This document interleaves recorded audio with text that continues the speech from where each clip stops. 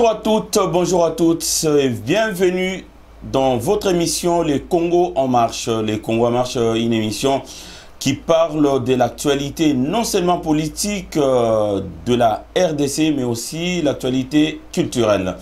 Donc sur ce plateau, j'ai avec moi deux compatriotes qui vont parler de la sortie du livre intitulé Le problème de réfugiés en République démocratique du Congo. Alors bandeko balandi mbote na bino mbote na bisika nyoso bosangani mokili mobimba esengo ezala toujours ya biso pona weba kebozana pona ko partager pona ko s'abonner massivement pour la découvrir vraiment récemment. Bon s'abonner, partager autour de vous. Poète Masolo, Obiso Betana, Osika, Ekende Panzana autour de vous. Alors Bandeko, bonjour à toutes. Bonjour. Bonjour maman. Bonjour papa. Bonjour maman. Bonjour. Alors, un grand plaisir. Donc, c'est vraiment un pour nous qui est beau. Passivement confiance dans nous. Na Eurotech TV pour vous présenter le livre intitulé Le problème de réfugiés en République démocratique du Congo. Alors, il y a un beau bandamason à ce moment qui à tour de rôle. Vous se présenter pour Bandeko au Bolanda Bisso, Baye Babino Bozali, Banani, Bufandaka Wapi. Boza bikoloni puisque bikole belé pe comment on va lingala et puis émission dans ce ngato sur l'environnement na mnoko mboka pour ça bien. Merci beaucoup. OK. Bon ngai nazali kombolanga Catherine Mwanakusu. Donc na botami côté à Kindu na village Mwanakusu oza na kombolanga. Et puis ben nakolaki mwa muke na Kindu jusqu'à 3 ans et après tolongwe kuna to yé na Kinshasa. Nakola qui côté à Bandal, donc na venu Luango et après Tokenara Ofanda na Bandal na Luango et après Tokenara Ofanda côté à Batete là pour finir Ofanda qui na venu Nkulu. Donc à partir de là Nkulu on a voyagé qui na année 79 79 et puis na Poto et puis depuis na Poto donc na Oumelia depuis 79 donc na za Poto. Donc bateau ba ko reconnaître ngai donc na pesi bino nyoso mbote bandeko baza côté à Kindu mbote nazali ya ekolo mubangu bangu bon pour la royeba question oza mubangu bangu to la questionnement moko oya qu'est-ce nyumba bon bino moko boyebi suite nango en tout cas bangu bangu nyoso na pesi bino mbote et puis na batu nyonso yo bazali côté ya Maniema Kindu Kasongo Wamaza partout na pesi bino nyoso mbote. Bon, on a nous salué à moi beauté, banye moko ngambo ya Kindu, banye biko Kinshasa, banye biko Bulaya. En tout cas, moi beauté, salamou. En tout cas, bonjour et vraiment bonjour. Merci beaucoup, maman. Maman, donc, tout reza yo, bandeko balingi baye ba ozalina ni na osika. Nga comme un raciste, dans congolaise, dans un Équateur. Yo, ils aiment beaucoup ça. Oui, il y a beaucoup ça. Alors, ok, merci beaucoup, Bandeko. Nancy, Tozali, Awana, livre, il y a représenté. Mais Bandeko, ceux qui, vraiment, Eurotech TV, tu accepté quoi que présenter le livre, c'est simplement, puisque tu as très bien que tu as un problème, il y a quoi, origine, il y a ma solo. Makamwe bandaki nini origine abatu eza nini mais tozana origine abatu te mais tozali na origine problème ya ba réfugié na kati ya Congo boyebi très bien que na est tozana ba problème belé oui ba Ougandais ba kota ba Burundais ba kota ba Rwandais ba kota ba Tutsi ba Hutu ba donc ba problème wana elukela biso ba guerre ou comment interminable na moi lelo simplement puisque to éviter avec qui on vit, avec qui on partage notre quotidien. Mais livre Komami Nandeko Charles Mwanakusu sur le problème Oyo Ezali na Congo. Le problème wana toko solo la yango Nandeko Kati. Toyeba, Kati c'est diminutif à Catherine, voilà. Donc Fatouma, Oyo, donc il authenticité. Bi Fatouma, donc Fatouma Ezanga, Catherine Ezanga. Bon, Mwanakusu, nde kombolanga ya jeune fille. Sinon, t'es kombolanga pe à mariage, et ça pendenge mususu épouse. Donc bon, voilà. Ça je garde pour moi. Alors, Toyeba, pourquoi aux porté comme un village, Mouanankoussou, parce que ça m'a un peu, ça a réveillé un petit peu mon attention. Oui, c'est vrai que bon, ce que Betty na Google, au Betty comme boya Mouanankoussou, barola qui sa yo village. Donc village wana ezali na histoire. Histoire wana maman zaki ko rappeler ngata ki mwana muke et puis na ndenge na koli. Depuis na longwa kuna donc ça fait plus d'années na zongi kuna te. Mais cela m'a permis vraiment de comprendre mes origines. Et puis il y a koye ba iska na outil et puis attends na poto na koli na poto c'est vrai que bon nazala qui pas trop perdu parce que nayebi ki na outil et sika boye et puis nayebi ki bon bakoko na balaki ba bantou même si d'apparence okuta na ngolo ba wana za bantou te bon na bantou vraiment na garantir bino parce que bakoko na ba uta pa baluba donc biso ba bangu bangu tozali parmi ceux que balubo ya liboso ba komaka na je sais pas quelle année na 19e siècle peut-être ndenge ba racontanga histoire baluba o ba komaki na Kindu tant ba bengalaki bango na Kindu ba kendeki na kati ya forêt ndesika tokena okutana na ba rega to benga bango ba noko parce que bakoko na biso ba balaki mwasi ya morega ndanga la to koma ko bengana donc ba noko ndanga wana ba bangu na ba swahili donc tozali donc Banoko, Banoko, c'est dans ce cadre-là, dans le cadre, il y a histoire, donc qui m'a été racontée. Ndege boyebi qui est la tradition orale, mais en même temps vraiment, naluka qui va livre pour na comprendre vraiment histoire yambo kanabiso parce que tant que comme na poto bazo pesa biso histoire et puis ngamoko na curiosité. Nasaika na ba question na solo rana ba mi bangé pour na comprendre vraiment histoire ya mboka na biso parce que bon ngala kolimi na potopé donc voilà c'est pour ça que yango pe motiva ki ngai pe na ça la publication il y a mémoire oyo parce que zali ba travaux et salamaki na ba année 75 et c'est là qui mémoire oyo grand frère donc Charles Mouanankoussou azali grand frère nanga azali qui avocat c'est quoi ça retraité et puis bon la PCP mbote na baninga ni mususu ba ko reconnaître nga la carte vidéo la PCP muninga na maître Riti mbote ba maître Charles Jean-Michel mbote et puis ba avocat mingi o asalaka na bango pe bon ba ko reconnaître au travers au nom de Mouanankoussou donc à comment qui livre yo pour présenter, c'est-à-dire mémoire. Et puis, livre les petite ouverture, les direction, il y a droit international. Parce que, bon, les livres qui s'intéressent à l'intellectualité, les livres côté, il y a histoire, histoire vraiment. On a qui vraiment, donc, pour un livre, en tant que vraiment un fait historique, et en même temps aussi, le côté visionnaire, oui, comment il y a livre vraiment, c'est très intéressant parce que la Makamsousou beaucoup découvrir parce que ils ont vraiment très profond ce livre, cet ouvrage. Alors dans mon livre ils ont dédié à la diaspora congolaise, donc je cite, je dédie ces mémoires à la diaspora congolaise, à nos frères et sœurs restés au pays, aussi qu'à nos enfants, petits-enfants, arrière-petits-enfants. Alors, est-ce que vous avez quand même tant il y a beaucoup de Mikolo pour relater ce qui s'était passé à cette époque-là? Est-ce que c'était la démarche M. Charles Lassala qui pour vraiment requérir des informations sur ce qui s'était passé et puis à combien on a qu'à livre? Puisque tu as dit très bien que Batu Mingi Oyakala, comment était? Est-ce qu'il y avait une problématique à ce niveau-là, de manière à coacher lumière sur ce qui s'était passé? Il y a la mémoire. Et là, vraiment, il pour ça qu'il a la mémoire sur la problématique, il y a des réfugiés congolais. En fait, à comment qui mémoire Royo à l'époque, parce qu'il y a qui présenté, c'est-à-dire master, le master.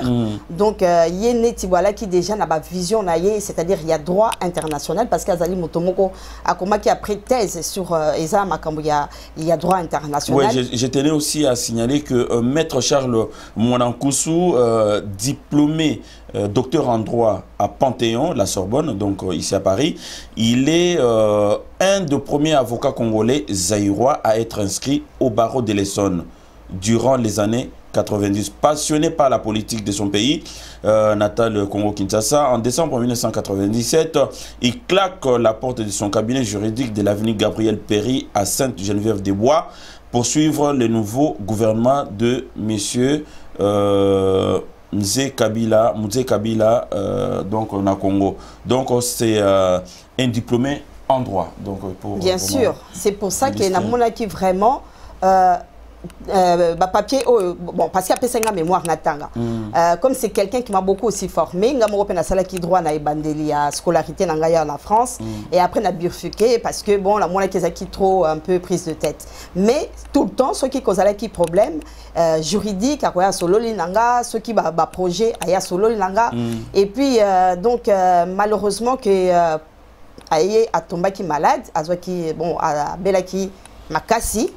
Et puis, toujours dans son souci pour le Congo, franchement, Zalaki Moutou, toujours, Azaki Koloba, Congo, vraiment, Ndenge, Simon Kimban, Azaki Koloba, qui est diaspora, Oyobarokene, Poba Tongamboka. En tout cas, lui, il était parmi ceux qui avaient vraiment ce souci-là pour Akene dans le Congo, pour Asala, projet, Asala, vraiment, état de droit aussi, les équipés dans le cadre, Kakayaba, projet Naye.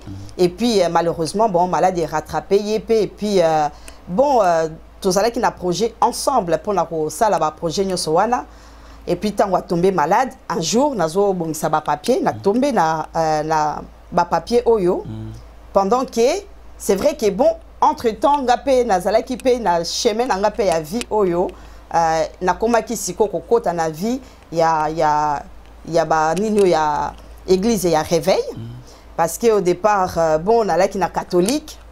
Et après, bon, c'est un cheminement, côté en église à réveil, et puis de plus en plus, le message est comme un peu plus clair pour la Makamu vraiment. C'est pour cela qu'en tout cas, Nakati livre, on a lobby en tout cas, gloire à Dieu, parce que Mayele, Oyo, Moutou Alakinango, maître Charles Mwanakusu, na monaki qui vraiment, c'était vraiment important, Yako Kabola. Yako Kabola, Mayele Wana, Yako paie sa connaissance Wana, na public.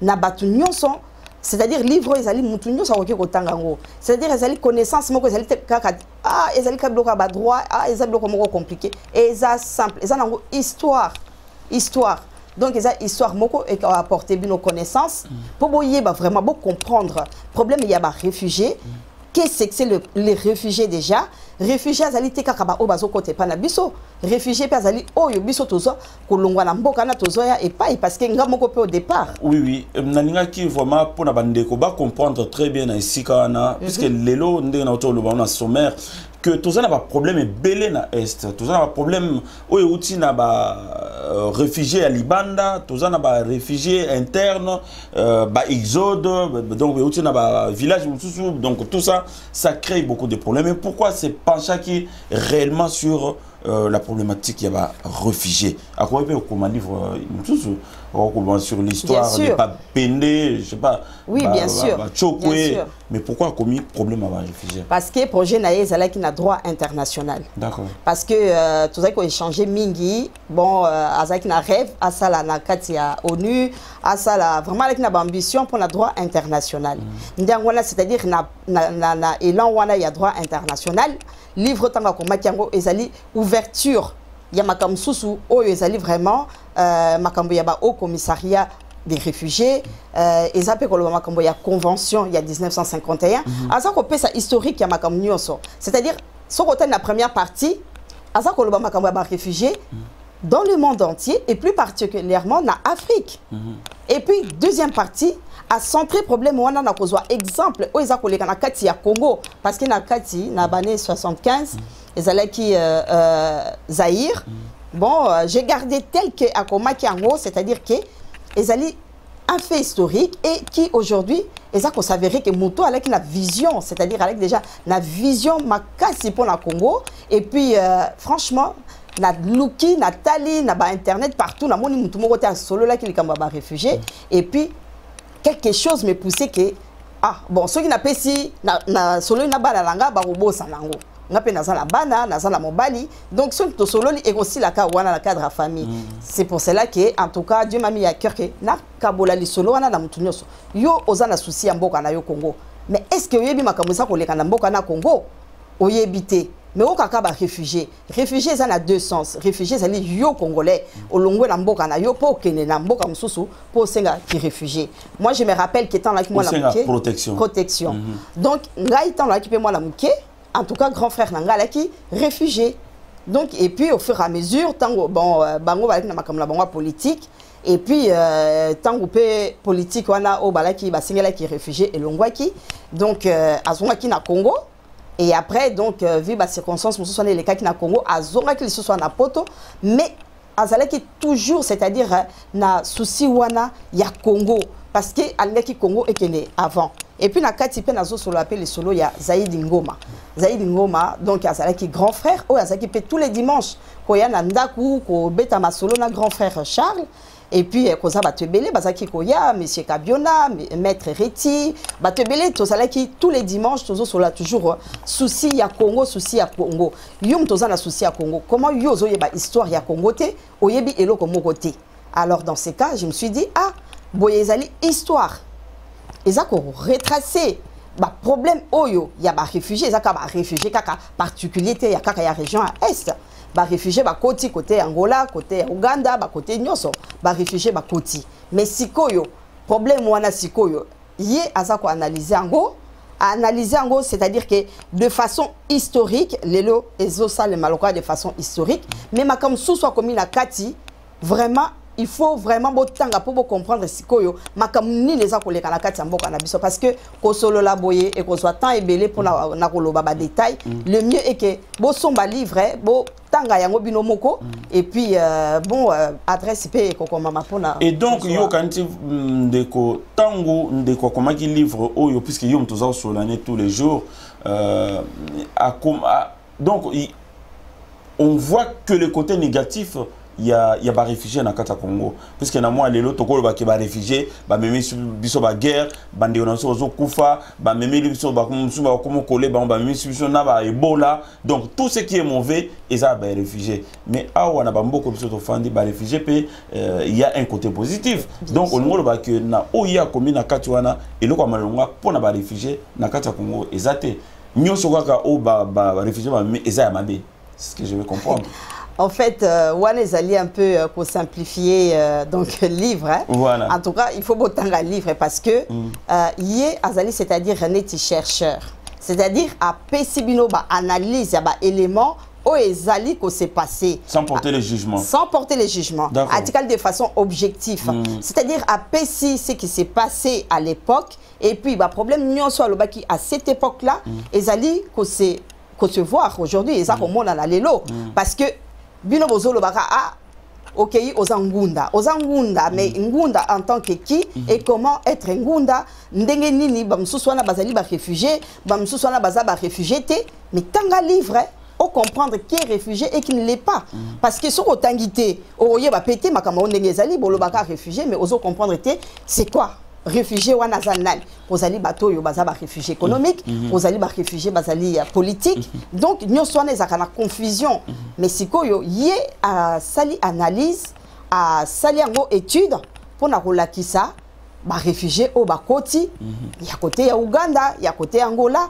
et makamuni ne lekaki à cette époque là tant ba bakoti na kati ya mabele ya Congo et puis ba problème nino bakuti oyo. Donc, bon, la nakati livre, azali ko évoquer les problèmes où il y a des réfugiés, azali ko se poser na ba autochtone, c'est-à-dire ba kolo mabele, na ba problème où azali entre déjà ba population na ba outil qui réfugiés, hein, parce que ba o ba outil réfugiés qu'on a pas kimini. Ba kimi, ba ça la ba raison là ba kimi pour ba kota na mboka Congo. Donc, natango il y a nini ya indépendance. Bamsusu bakimaki lokola batu ya ba angolais bakimaki makambo ya nini ya indépendance bakota ki na kati ya Congo tout ça c'est retracé voilà ça vient puis voilà. MP là na unita voilà donc nous sommes des alliés développés na kati ya livre c'est pour cela na lobaki que ah mais papier so qui est poubelle histoire on so na a relater ango parce que na mona ki ezali intéressant parce que les locaux ali confusion totale donc balobi congolais ali ko tangate mais oh vraiment ça livre en tout cas la seule édition oyo na mukie pour la facile ya kotanga pe facile ya comprendre pour la comprendre en gros ezali juste otali partie il y a droit ezali partie historique ezali na ba problème sous ezali soulever que mutola motakoki aujourd'hui qu'on s'est posé question hein qu'est-ce qui se passe au juste alors tanga livre parce que ce qu'on tangité oye va péter donc au lieu éviter la spéculation il y a savoir au moins awa naza ezali connaissance partagée et puis mutunyo sakoki ko tangango ezali kaka limité te ka soko sala droit ou bien soko tanga non na yo ki pe bana njili balobelinga babia biso to na tanga ko tanga livre na te parce que eza makamoko ba réfugié mais problème à réfugié eza ko se poser ezali ko concerner chaque Congolais et puis aussi nalingi pena souligner parce que bon la moni maman pasteur azako edengaité parce que maman Siska donc voilà, donc nalaki pe na besoin pe ko souligner le côté oyo lelo na mboka Congo parce que ce botali image ezana kati ya livre donc ezali na prophétie na ni na ebandeli ezali prophétie oyo pe et salami na kati ya Congo parce que Nzambe c'est vrai c'est Dieu là il est vivant il est réel dena mwana azo yemba autre dimension je vais te palper je vais te toucher.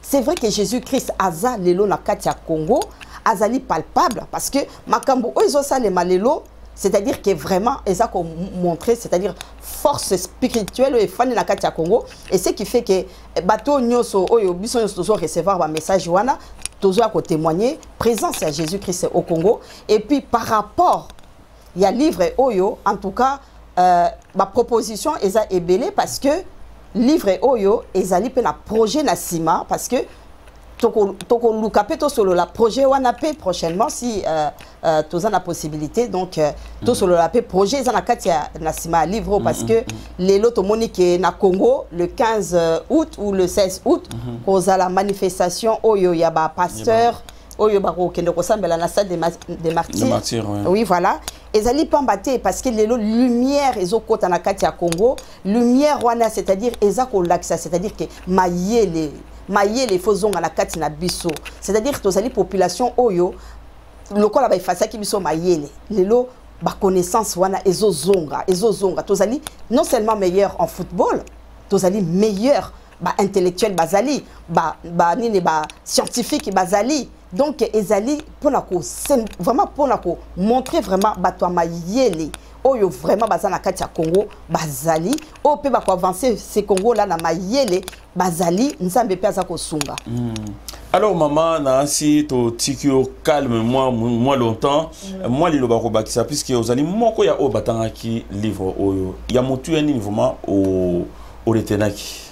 Bon, pour nanga plus aux hommes des livres vraiment prophétiques nandenge to sola to kuta na kapena serkati nandenge pe a présenter un livre naye nandenge naye ko talango to tangi yaya naye mutasali livre mais a présenter un côté mais Nzambe a inspiré serkati pour abimisa livre ngo pour nani toye ba makamnini ezan et les kana mboka na biso mais biso mon conscience nango ezala kité mais Nzambe a pris inspiration azo ba livre za vraiment prophétique ya ba baki Nzambe ba baki na kosala na moi si biso moto se négliger to mona que to za ba la basi à to ça et l'autre côté mais ser na biso kati azali moi si Nzambe inspiré et a pesier yo joie livre wana bimisa yango na ndenge era kende Congo na 2015 a expliqué Nzambe abandai ko bude ko yimba yimba na motema na esi Nzambe penza na mboko esi Nzambe penza na mboko akepe ko tambola na Congo Nzambe pa l'accès carte ya Congo na ciel à l'accès carte Congo na ciel somo sala ki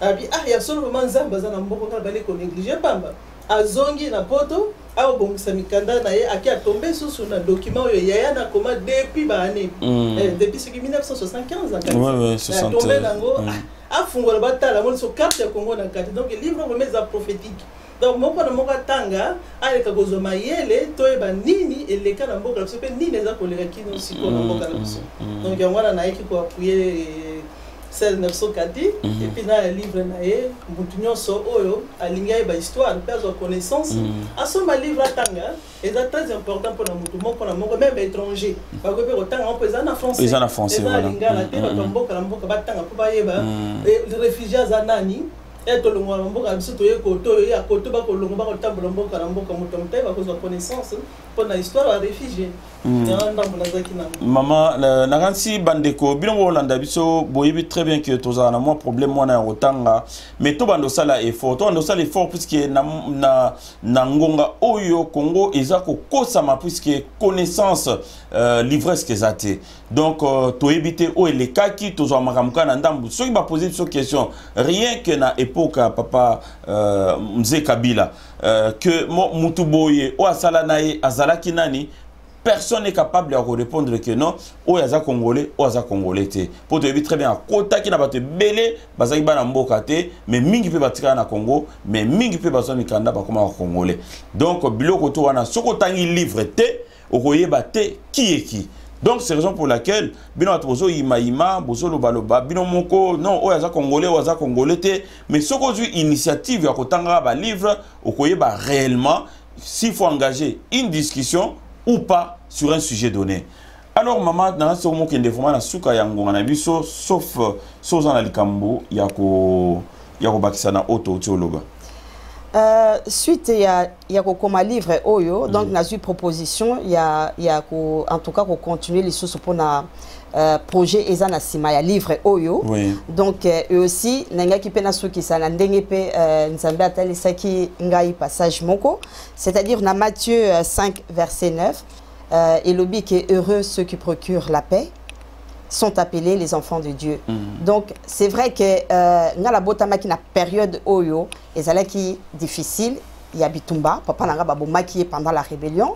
Et puis, Nzambe a ekolobela ngai lelo na année oyo, c'est-à-dire heureux ceux qui procurent la paix. Donc, biso soto na besoin ya kimia, na bandako na biso, na mabota na biso, na mboka na biso, bipa nyo soto zali toza na besoin ya kimia. Ndango wana pona koyeba kimia wana en tout cas totanga livre. Alors maman na moni oza na ba connaissance moko très poussée na histoire puisque ba na biso bazo botama awa même biso ba ndeko msusu toza na moi problème ya koyeba qui vient d'où mais na moni oza na moi makasi côté wana na nsi toza no na posa no na mikolo ezoya pour expliquer biso un petit peu ne serait-ce que biso eza 2 ou 3 tribus et ko sala biso malamu. Alors maman nangati on s'est présenté mais très sommairement aux ali maman pasteur. Aux ali maman pasteur tonte ba lingomba kombo na monene. Pour mutu batum bande o mutu bakoza baza pembeni na boluka place au sambela mais pour maman pasteur ezala kilo mingi. Eza kilo mingi. Parce que la Bible maman pasteur ezala te. Ngala za nga sœur sister. D'accord. C'est quoi la mission prophétique pour le moment.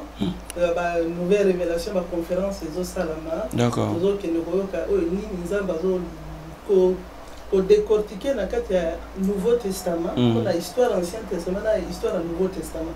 Les ce que zo ba protocole la plus na liloba. Pour otoyoka ki liboso c'est pas ça. Ah bon? Mingi Yesu, bazo lobela Yesu. Mais Yesu, attends que Yesu est humain. Aïe dans nous autres biso. Après, elle est comme un Christ. D'accord, comme un Moussus. C'est comme biso.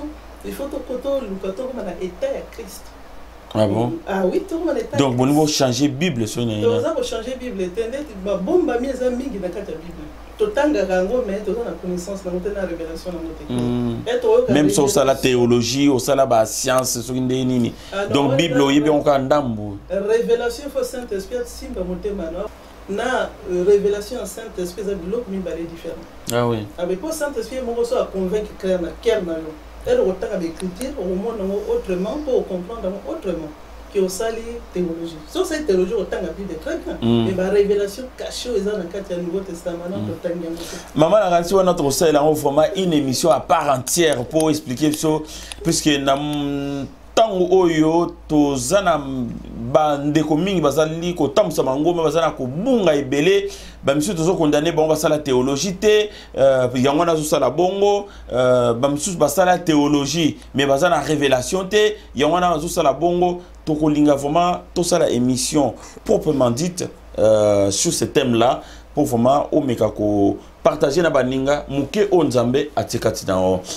Alors maman to komi vraiment émission na suka émission na biso na évité chose na likambo ko bakisa na auto auto lo bapona kata livre oyo, sachant que livre oyo est commis par un docteur en droit attends en France na Panthéon, donc azali qui très poussé na ba recherche na e pour aye ba problématique ni ezo se poser na niveau ya ba réfugié na Congo. Yango toujours recommandé vraiment ba livre oyo na bandeko o bazana pour ça ba o ezoleka na est o ezoleka na ba problème o toza ko traverser na Congo, donc nyonso ekomami awa. Et donc tonga to yeba mes livres en sikoyo to yebi ke bimi to yebi ke komami bien to yebi ke ba combien on a un professionnel du domaine, mais to koko je la remplace ni. En fait pour la Roswango numéro nangai ya WhatsApp ezali 06 68 30 71 95. Comment on défilé na voilà, l'écran, na WhatsApp. Voilà. Donc bah point de vente ezali un peu partout. Koza bato à Lausanne bazan a quelques exemplaires. Bato à Belgique pe bazan a quelques exemplaires kuna. Bato à Allemagne pe bon j'ai koza bientôt aussi quelques exemplaires. Et Angleterre pe bazan a quelques exemplaires. Et puis à Paris et kozali pe quelques exemplaires muto azali intéressé, donc a bengi la numéro wana na ko diriger vers point de vente. Akoko benga pe Erotech TV to rediriger appel wana vers Maman Catherine pour la vente, problème ko s'est posé té. Et alors liloba yasuka vraiment poto la ka bandeko bota la biso liloba no yasuka ezani maman. En tout cas, binomoko, c'est-à-dire que botanga livre, hein? Donc aussi naza ko souligner ça ka problème kaka ya SCT, et zali problème ya ba réfugiés en général, et puis plus particulièrement la Katia Congo. Donc il faut pas qu'on synthétiser livre na likamboka moko, c'est-à-dire les ali connaissance, les ali histoire, donc il faut nous soyez bango. C'est pour cela c'est intéressant botanga binomoko après tu ressens la retour pour la bateau ba botanga livre wana. Maman Liloba Suka. Je vais encourager les livres Batanga. Pour les livres vraiment prophétiques. Autrement, depuis 1976. Mais il faut reproduire en 2019. Pour l'année, nous avons une histoire de Mboka parce que nous avons paix. Parce que moi j'allais kimia alingi pe biso beto zo kimia ngando tanga livre o pe mité ba biso zo kimia to yi baneni ni to se comporter. Merci et à très bientôt sur Erotech TV, tout en vous suppliant de partager, de liker et surtout de vous abonner pour vous qui venez de nous découvrir. Likez et puis à très bientôt. Bye bye. Merci. Merci maman. Merci. Merci maman. Merci papa. À bientôt. À bientôt.